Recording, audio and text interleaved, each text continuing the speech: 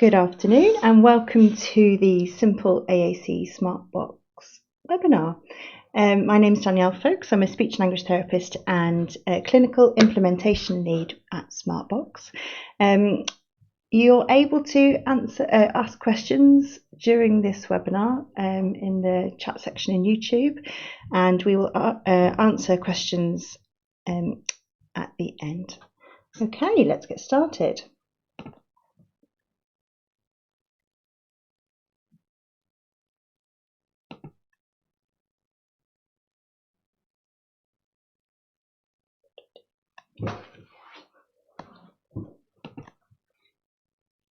Sorry, just some technical issues.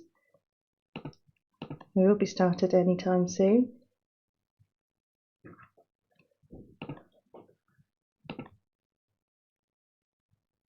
Okay, and we're away. So today's all about getting started with Simple AAC. So a really good place to start will be to look at what actually is AAC.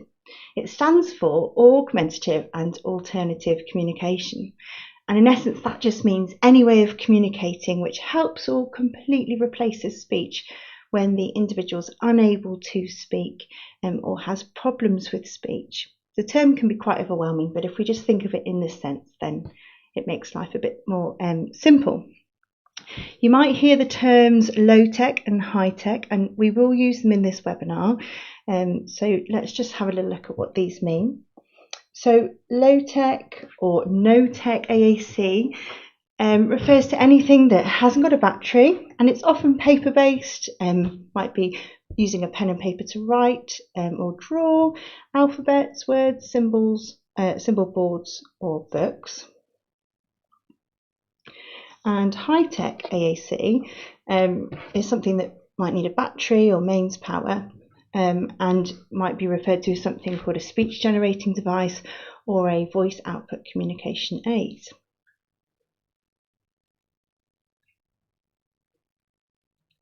So what is Simple AAC?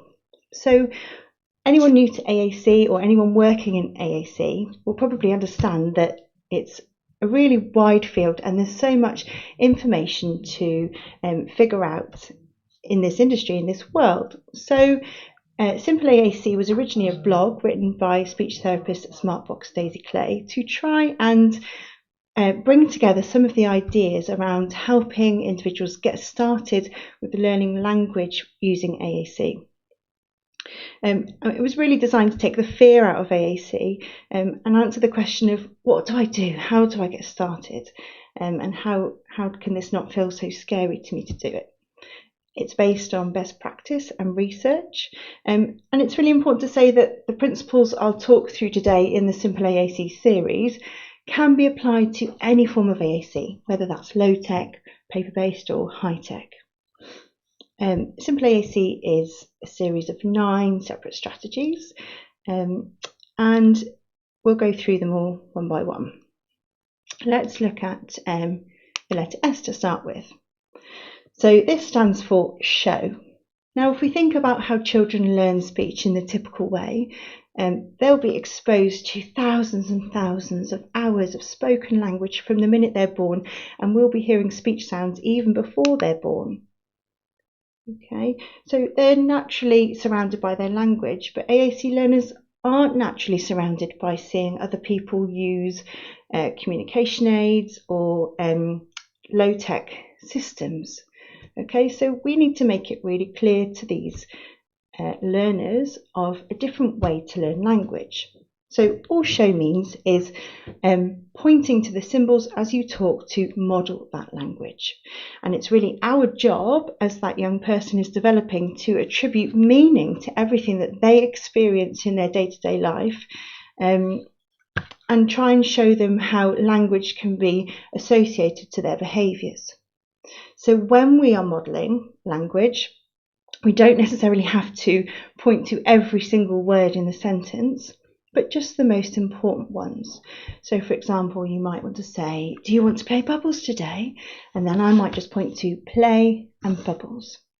Pick out the most important words. It can take a bit of time for you to feel comfortable doing this, so it's nice to have a little practice before you get started. And it's absolutely fine to get things wrong. And in fact, I find that often when I'm working with someone learning language using AAC, they quite like it when we get things wrong, because it makes them feel less pressured and that they can do it too. So modelling, or it's also called aided language stimulation in the research, we know that this way of teaching language to AAC learners works, and the research has been around since 1989. Okay, so it's really, really important that we do it in lots of different situations and contexts. So whether it's during daily routines, so personal care and meal times, and also during natural play-based situations too.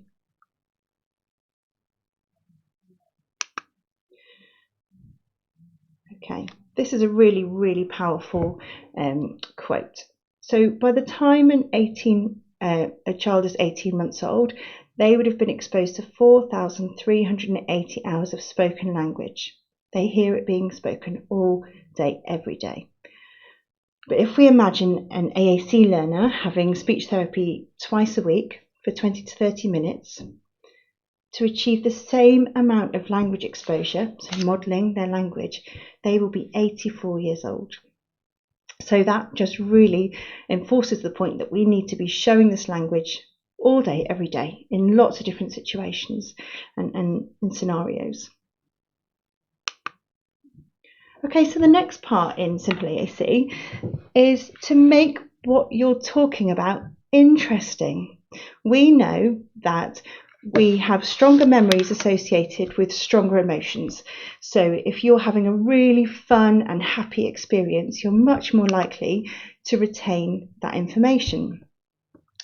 Similarly, we know that if, from research, if a child is exposed to language not necessarily in a play-based situation, they will learn that language a lot more slowly. Okay, we know that through play, children are able to learn language much more quickly than through any other kind of type of rote learning that might happen.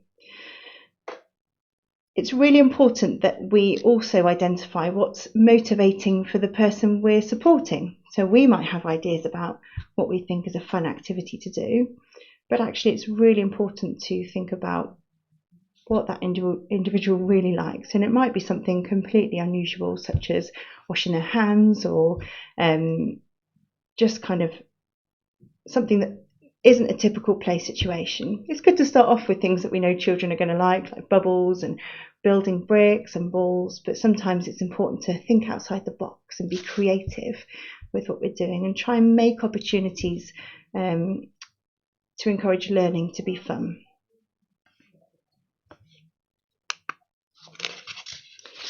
So if anyone listening today has learnt a language, you'll know that if you learnt it in school, you probably learnt it for a long time. So I learnt German from year 7 till at university, and I'm still not fluent now. So I had hours upon hours of language tuition. We know that it takes a really long time to learn a language, and we must give our AAC learners every chance to learn this language without having any pressure or a time frame for expecting them to be completely fluent in their AAC system. Okay, and also this is quite reassuring, because sometimes we can feel like we're doing loads of modelling and really showing the language in lots of different scenarios, and we might not necessarily see the AAC learner using much language back, but that's fine. I think we just need to watch and wait in that scenario and trust that they will learn the language along the way.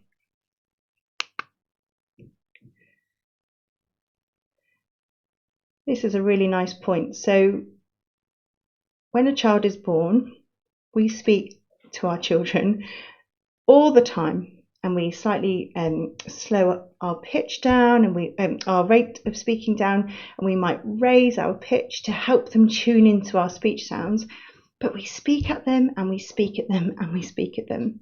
And so this is these are some pictures of a little boy called Sebi.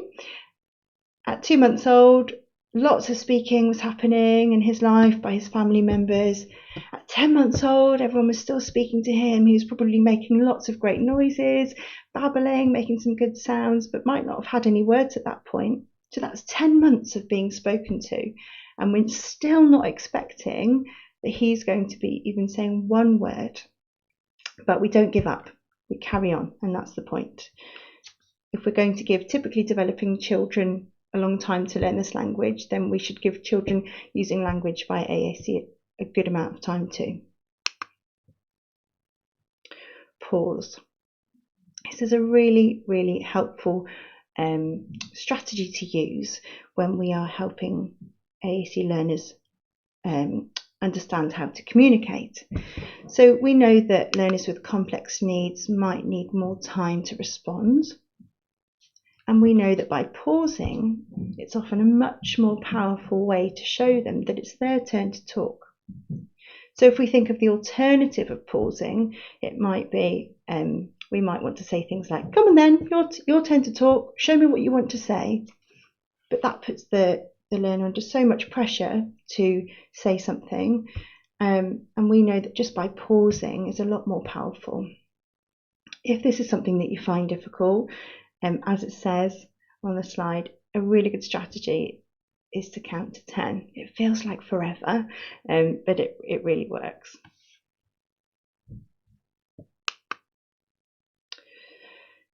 So our next point in Simple AAC is language.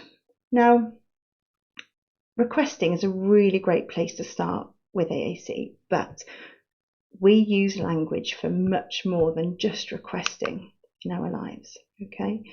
So it's really helpful that we teach different types of words and different types of what we call language functions. So one reason we use language might be to request, can I have the biscuit please? But we might also use language to say, I don't like the biscuit, so we're making a comment. Or we might use language to say, I had a biscuit, so we might be storytelling or recounting something that had happened.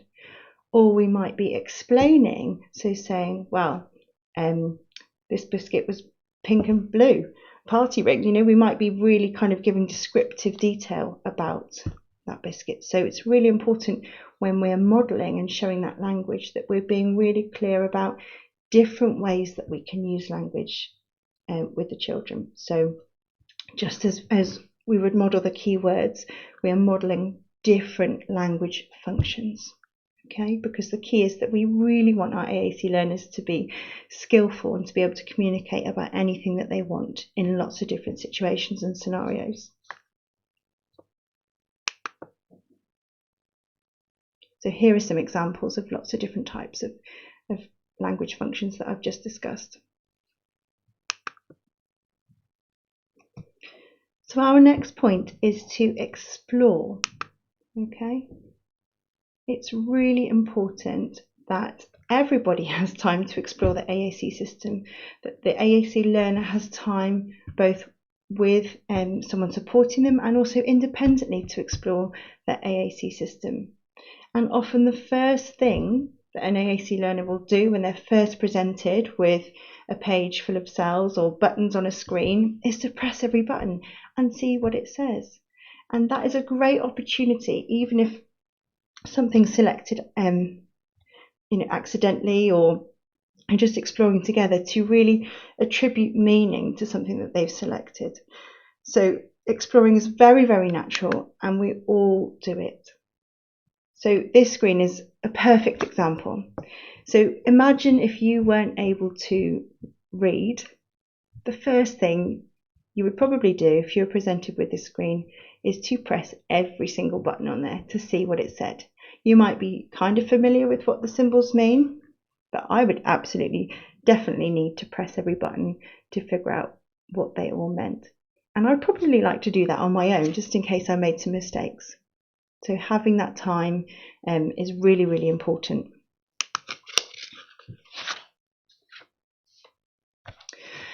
So the first A of Simple AAC is always available.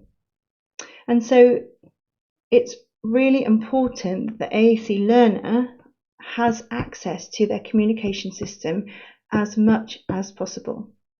Now, we know with some speech generating devices, it's not always possible. Something might have gone wrong, they might not have it mounted properly, the battery might have died, but that's why it's really important to always have a paper-based or alternative backup so that they're always able to convey messages.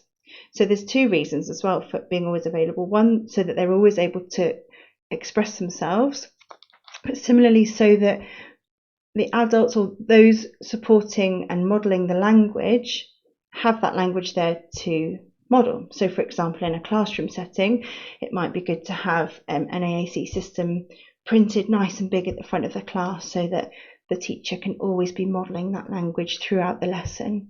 It might be handy to have a little kind of small AAC system next to different play activities so that you can support the learning of language kind of on the hop when you're not always prepared and don't always have an AAC system there. So our second A is, I'll just let you have a minute to have a look through this.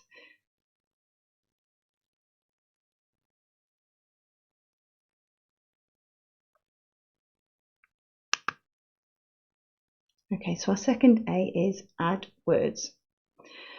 So once an AAC user becomes familiar with using their device, they might start to use single words or phrases.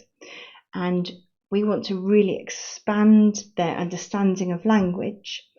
So a nice strategy to use if they've selected one word would be to expand it to two words. So for example, you might say bubbles, or the AAC learner might say bubbles, and a nice expansion of this would be to say more bubbles or pop bubbles. And if they said car, fast car, or my car. If they say two words, add a third, and so on and so on. And this can then be taken forward with grammar. So if they're perhaps using the present tense, but about something they did on the weekend, we can then go to showing them how to change it to the past grammar if their AAC system allows it. We're just trying to be mindful that we're always trying to show the next step, but that next step should be achievable. And so our last point in the Simple AAC framework is comment. It can be quite a natural response when we're communicating with children in general to ask questions that we already know the answer to try and elicit responses, because we sometimes think that that's a really good way to encourage the young person or the AAC learner to communicate. There's some really nice examples here of something that you can do instead. So instead of do you like it, you can just say I like it. And so we're turning questions into comments. And instantly this really just takes the pressure down on that AAC learner, because by asking a question, all of the kind of expectation is on the AAC learner to respond. And sometimes if they don't feel confident, they don't know necessarily where the words are yet, they might just find that really difficult. And we want learning language via AAC to be a really fun experience that isn't too daunting. So modelling by commenting is really great. So commenting saying, oh, the weather's rubbish today, or I like the colour of your top. If you're really stuck for things to comment on and things to say, just kind of look in your environment around you. So short and sweet, that leads us to the end of the Simple AAC blog series and framework. You can have a look on our website. There are so many really good resources which kind of outline the framework really beautifully and simply. At Smartbox we have a core vocabulary package called Supercore, and there's a really nice resource linking Simple AAC to Supercore as well. So we have got a few minutes now if there are any questions. There are my details, but I think we'll just spend a bit of time. I'm just going to wait to see if any questions come through.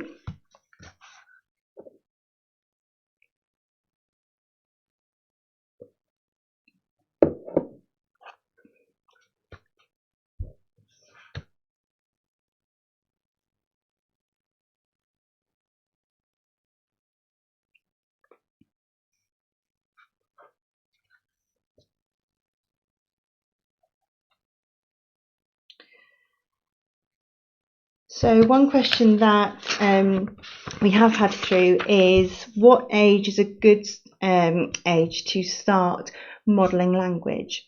And really, as early as possible is the recommendation. So from those kind of pre-intentional behaviours, we can really start to attribute meaning to those behaviours. So if we have someone we would like to support to learn AAC, we might see them reaching over, and then we might say, wow, you want it, or you want something, and then we can point to the word want. And that's really powerful in teaching some really useful and flexible words from a very pre-intentional level. Okay, I'll just wait one more minute to see if we've got any more questions come through.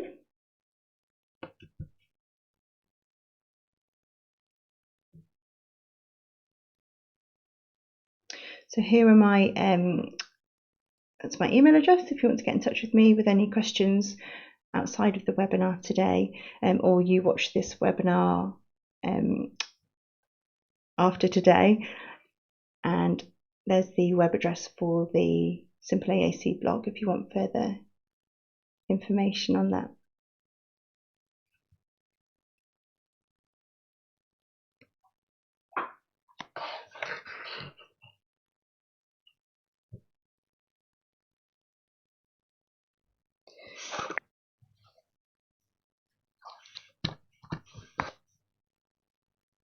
So just to say as well that we offer Simple AAC workshops in the UK for schools, and we've got a regional event coming up in Bristol on the 28th of March. So that's a 2.5-hour workshop looking at implementation strategies for AAC, and the regional event in Bristol also looks at some grid for iPad editing too. So I don't think there are any more questions right now, so I'm going to finish there. Thank you very much for listening, everyone.